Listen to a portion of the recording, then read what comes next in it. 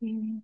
Kita lanjut di pertanyaan yang di Zoom ya Pak ya, yang raise hand. Ya, Di ya, sini ada Bapak Syarifudin. Boleh Pak perkenalkan diri dan juga dari mana? Silakan. Ya, terima kasih Bu. Kedengaran ya Bu ya. ya silakan Pak Siripudin.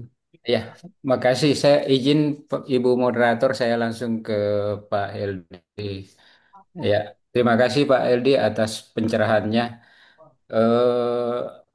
Ini mohon pencerahan lebih lanjut Pak Heldi yang mengenai ini sih agak keluar dari tema, mohon maaf, tapi ada kaitannya Pak. Nah, mengenai pengadaan.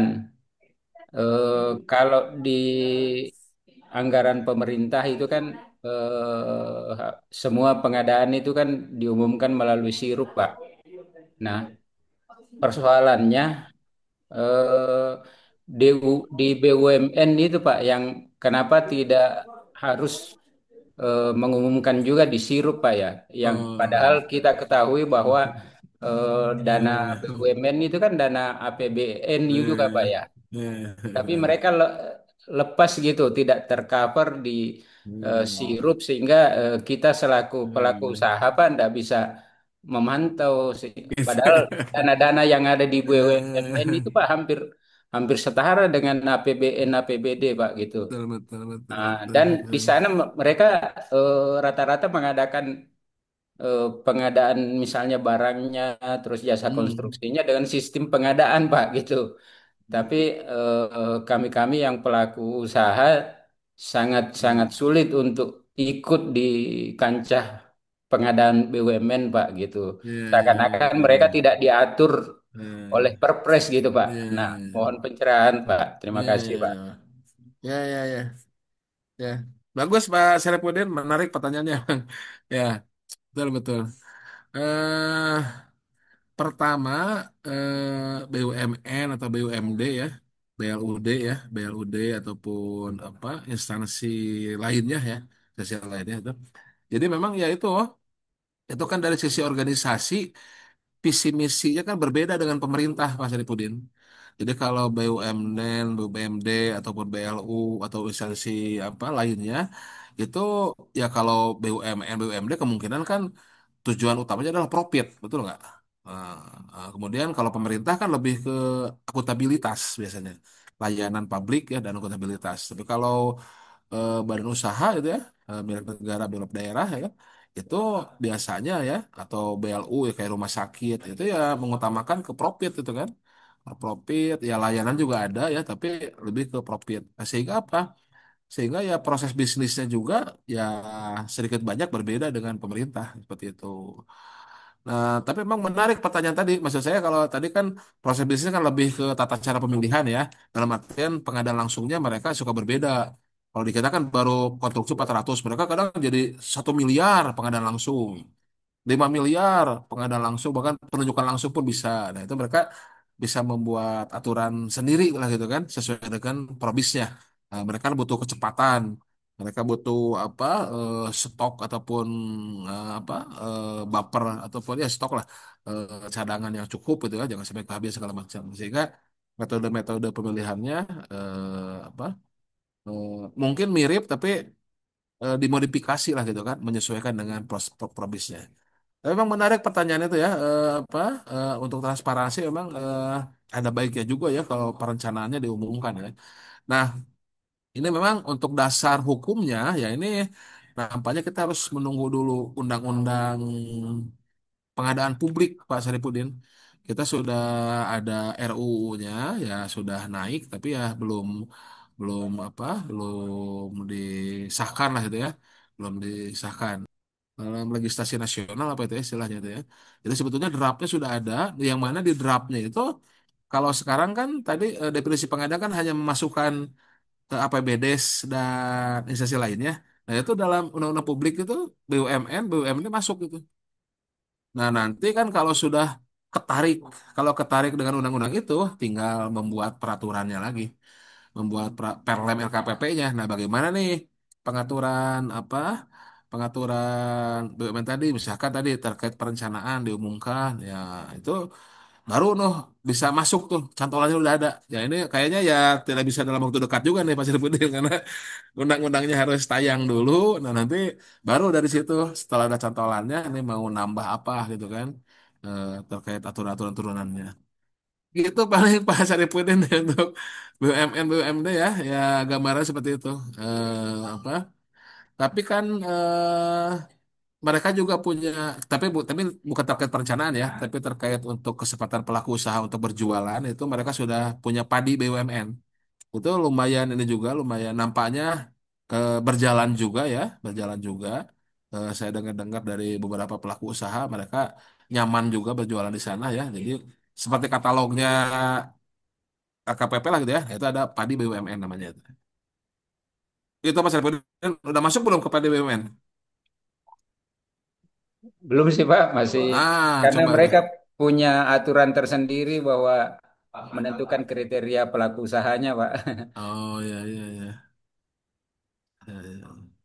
Oke, Iya, makasih Pak Aldi Pak. ya sama-sama Pak Saripudin. Mewakili dari penyedia nih Pak.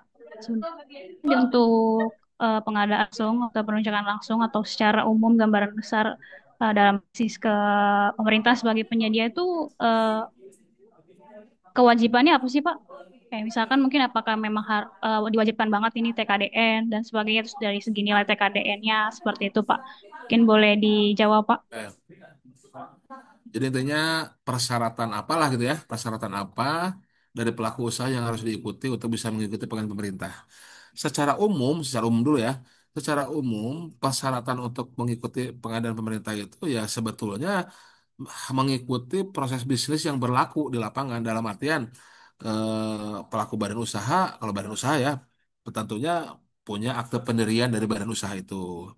Kemudian dia harus punya NPWP, gitu kan? Kemudian nah itu eh, dia bergerak pada bidang apa? Oh, bergerak pada bidang konstruksi, berarti dia harus punya surat izin pelaksana jasa konstruksi, gitu kan? Oh, dia berjualan tadi alat kesehatan. Oh, berarti harus ada izin apa? Pedagang atau apa ya? Pengecer alat kesehatan, IPAK tuh ya, IPAK tuh.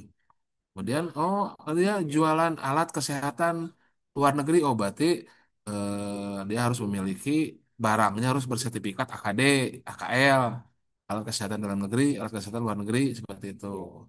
Nah, itu semuanya menyesuaikan dengan proses bisnisnya di lapangan gitu Mbak Mela. Atau misalkan pelaku usaha PJU. Nah, pelaku usaha PJU kan harus punya izin usaha dari apa ESDM atau Permenhub atau apa gitu ya. Terus barangnya juga harus memenuhi standar nasional Indonesia, Lumen sekian segala macamnya. Jadi intinya semuanya apa secara umum ya mengikuti peraturan perundang-undangan, persyaratannya dan secara khususnya mengikuti peraturan teknisnya seperti itu. Jadi tidak bisa apa satu persatu di ini ya masing-masing pasti berbeda. Nah tadi kalau masalah PDN, TKDN ya ramah lingkungan itu sebetulnya adalah nilai tambah kita dalam artian tadi ada tujuan pengadaan. Nah, jadi kalau perusahaan kita, badan usaha kita ataupun produk kita itu tadi memiliki nilai-nilai plus dengan itu produksi dalam negeri dan memiliki TKDN, produknya ramah lingkungan, kemudian juga berkelanjutan ya. Kemudian juga ini menginikan produk-produk usaha mikro kecil atau dari koperasi. Nah, itu akan menjadi nilai plus dalam artian itu sebetulnya akan menjadi prioritas dari pengadaan pemerintah.